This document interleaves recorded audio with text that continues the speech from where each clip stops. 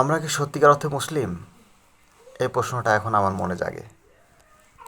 আগে বুঝতাম না, সে কারণেই আরবি শিখছি, ইসলাম ধর্ম নিয়ে লেখাপড়া করছি, গবেষণা করছি। কিন্তু এখন মনে হয় আমরা যে ছোটোবেলা থেকে বলে আসছি আমরা মুসলিম, সেই শব্দটা আসলে আমরা বুঝি নাই। মুসলিম শব্দের অর্থই আত্মসমর্পণ, আল্লাহর কাছে আত্মসমর্পণ।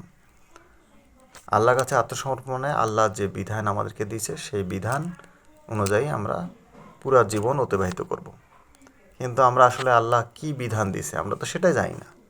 ছোটোবেলা থেকে কেউ ওভাবে আমাদের সাধারণ জনগণকে বুঝতে দেয় নাই কি যে আসলে আল্লাহর বিধানে কি আছে, আল কোরআনে কি আছে। আমরা যদি আল কোরআন অনুযায়ী পথ চলি তাহলে আমরা মুসলিম, অথচ আল কোরআনের মধ্যে কি আছে সেটাই আমরা জানি না। আশ্চর্য আমাদের এই জাতি, অন্ধ জাতি, শুধুমাত্র অন্ধ বিশ্বাসে আমরা শুধুমাত্র সব করতেছি।